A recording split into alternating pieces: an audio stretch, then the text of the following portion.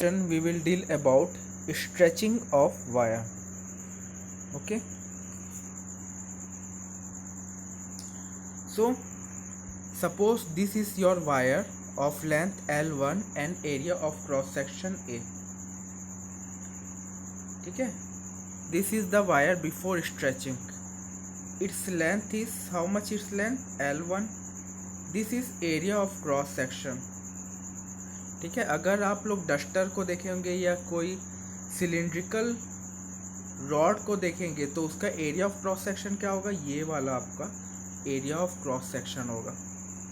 ठीक है, तो अगर मैं इसका एरिया ऑफ क्रॉस सेक्शन मानता हूँ A1, रेडियस मानता हूँ, ये क्रॉस सेक्शन कैसे सर्कल शेप में है, तो अगर इसका रेडियस R1 मानता हूँ, डायमीटर D1 मानता हूँ और लेंथ L1 मानता हूँ, तो इसका रेजिस्टेंस क्या हो जाएगा? रो R1 क्या हो जाएगा?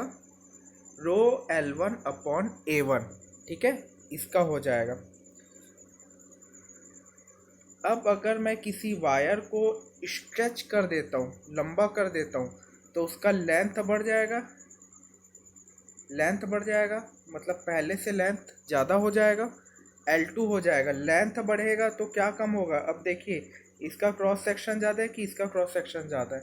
अब इसका क्रॉस सेक्शन कम हो जाएगा, A2 का क्रॉस सेक्शन कम हो जाएगा. तो रेजिस्टेंस वाला फॉर्मूला लगाऊंगा तो क्या आ जाएगा? R2 equal to row L2 upon A2. ठीक है, तो ये वाला हमारा फॉर्मूला आया R2 equal to row L2 upon A2.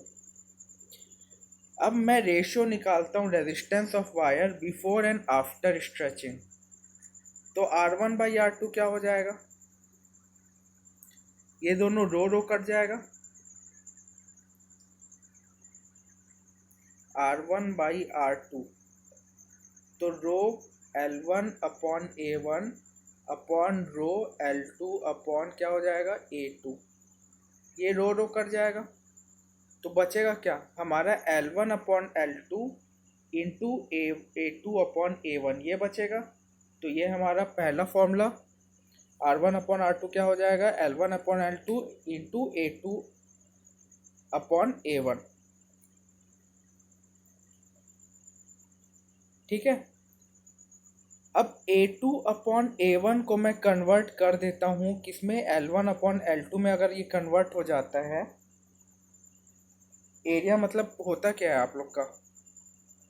Area of cross section मतलब लेंथ इनटू, अगर मैं एरिया निकालता हूँ हमारा सिलिंड्रिकल रॉड का, तो एरिया क्या हो जाएगा हमारा?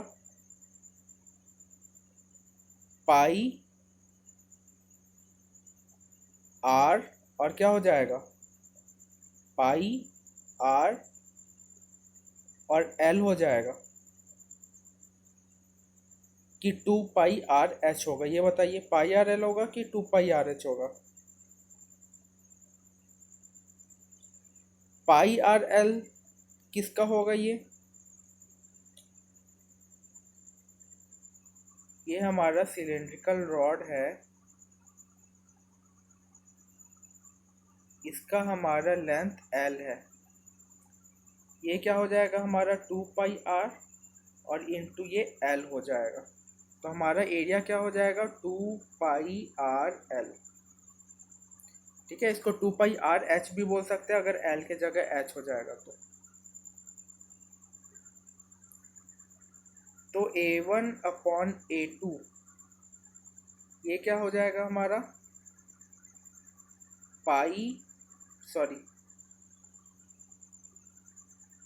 A1 अपॉन A2 ये क्या हो जाएगा हमारा? 2 पाई R L1 अपॉन 2 पाई R L2. ये R1 होगा, ये R2 होगा. ये दोनों 2 पाई कट हो जाएंगे तो हमारा क्या हो जाएगा? क्या मिलेगा? एरिया हमारा क्या मिलेगा? A2 अपॉन A1 के जगह मैं क्या लिख सकता हूँ? L2 अपॉन L1 और R2 अपॉन R1. तो ये सब अगर करेंगे तो हमारा फॉर्मूला इस टाइप का आ जाएगा. तो ये सब याद रखिएगा, ये फॉर्मूला याद रख लीजिएगा। कैलकुलेशन असल में ये स्लाइड में नहीं हो पा रहा है, अगर मैं बोर्ड में करूँगा ये तो कैलकुलेशन अच्छे से हो पाएगा, ठीक है। तो बस आप लोग को ये याद रखने की ज़रूरत है कि R1/R2 कटा तो ये रो कट गया हमारा, L1/L2 इंटू A2/A1 हमारा आ गया, ठीक है।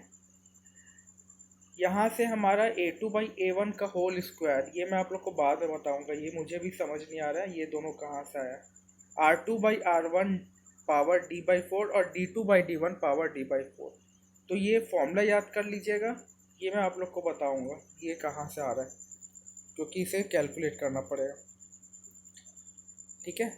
अब इफ़ लेंथ इज़ गिवन, अगर हमारा लेंथ गिवन है तो हम जानते हैं कि रेजिस्टेंस किसके प्रोपोर्शनल रहता है, लेंथ के स्क्वायर के।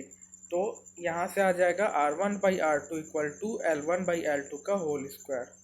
अब हमारा रेडियस किसके इन्वर्सली प्रोपोर्शनल होता है, R4 के। तो इससे फॉर्मूला हो जाएगा R1/R2 equal to R2/R1 power 4, ठीक है।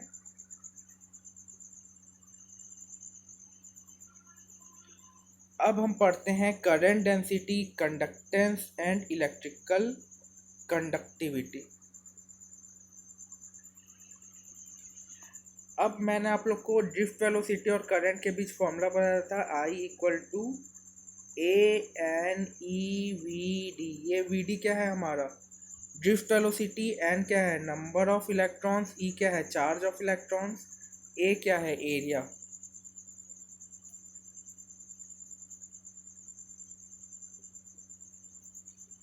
तो ये देखिए ये वाला फॉर्मूला आया था, यहाँ से मैं NAE हटा दिया और VD के बदले VD का पूरा फॉर्मूला पुट कर दिया, तो हमारा I क्या आ गया, ये का ये पूरा आ गया।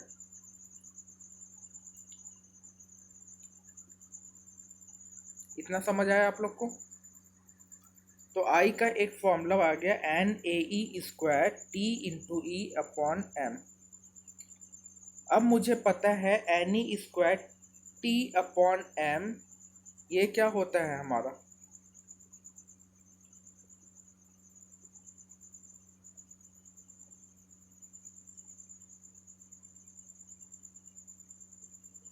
यहाँ पे कुछ मिसिंग है।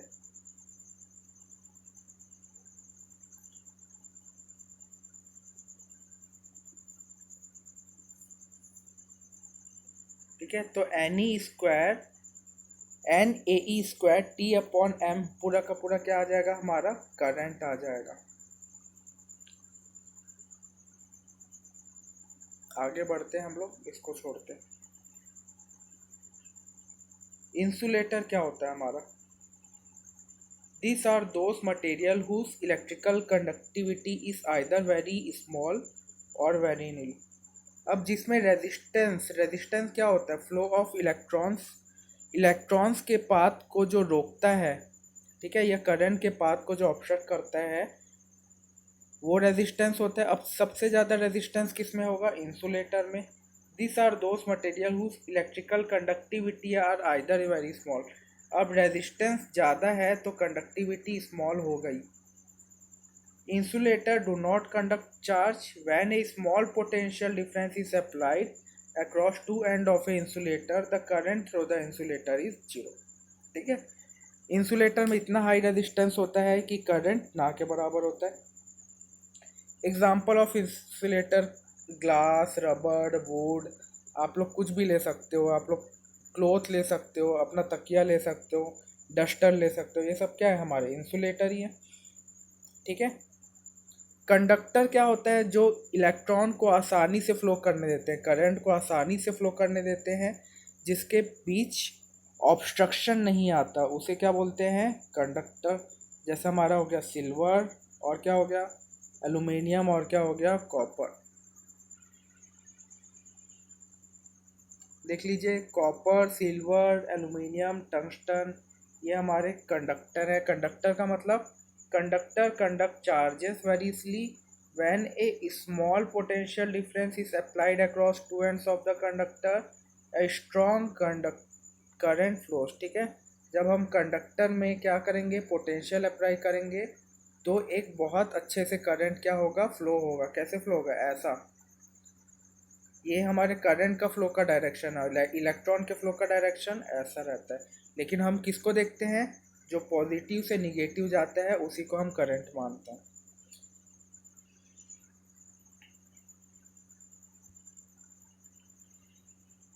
थर्ड हमारा होता है सेमीकंडक्टर। अब इसका कंडक्टिविटी किसके बीच होता है, इसका कंडक्टिविटी होता है हमारा इंसुलेटर और कंडक्टर के बीच में होता है सेमीकंडक्टर का conductivity.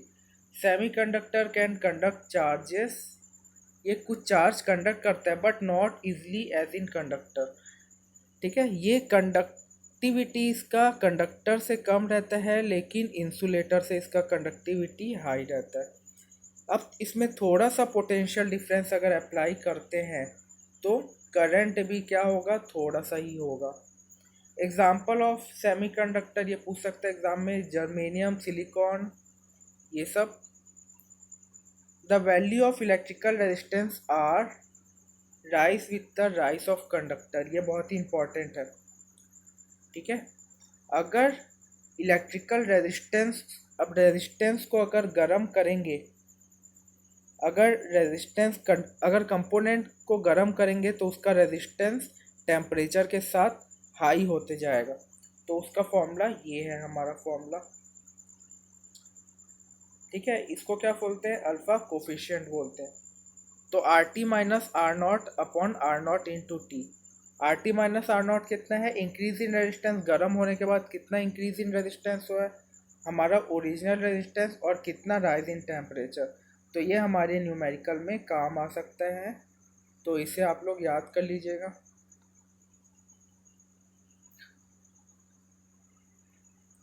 For metals like silver, copper etcetera the value of alpha is positive. ठीक है, अब जो कंडक्टर है उसमें अल्फा क्या है, हमेशा पॉजिटिव होता है। Resistance of metal increases with rising temperature, जैसे जैसे कंपोनेंट को टेम्परेचर देंगे वैसे वैसे उसका रेजिस्टेंस इंक्रीज होगा। For insulator and conductor alpha is negative. अब इंसुलेटर और सेमीकंडक्टर में अल्फा क्या रहता है, negative. Therefore the resistance decrease with rise in temperature. ठीक है, तो ये हमारा सब था ओम्स डिवाइसेस के बारे में जो ओम्स लॉ फॉलो करते हैं। अब पढ़ते हैं नॉन ओमिक डिवाइसेस। सिंपल सी बात है, जो ओम्स लॉ को फॉलो नहीं करेगा वो क्या है, नॉन ओमिक।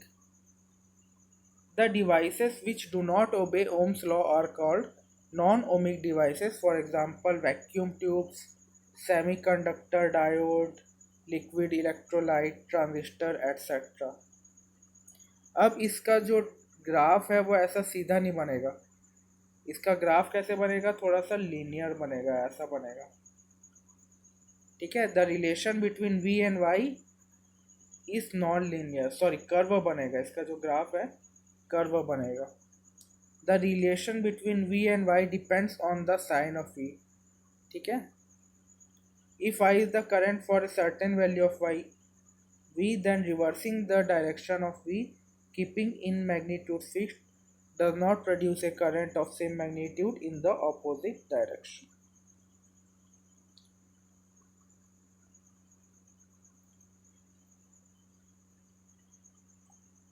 ये हमारा आप लोग को पता होगा, ये हम लोग बाद में पढ़ेंगे ट्रांजिस्टर में, N P N transistor, P N junction diode, ये हमारा क्लास 12 का लास्ट में आता है टॉपिक, उसमें पढ़ेंगे।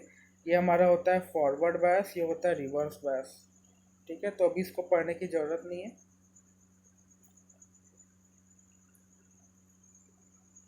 आगे बढ़ते हैं।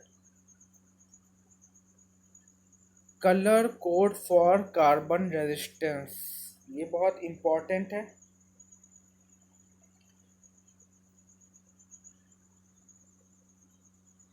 Colour code for carbon resistance ये बहुत इंपॉर्टेंट है। इसमें न्यूमेरिकल आते हैं, कम से कम 2 मार्क्स के तो न्यूमेरिकल आते ही हैं बोर्ड में, और बहुत ही इजी है ये। तो मैं आप लोग को बताऊंगा इसे कैसे करते हैं, और इसका एक आध दो न्यूमेरिकल मैं खोज के लाऊंगा, क्योंकि इसमें न्यूमेरिकल अभी फ़िलहाल है नहीं। तो मैं इसका शायद न्यूमेरिकल अगर मिलता है तो मैं लेके आऊँगा, नहीं तो मैं न्यूमेरिकल आपको करा दूँगा स्लाइड में। तो आज के लिए काफ़ी, इसको हम अगले सेशन से करते हैं। Hope you like this video. Thank you.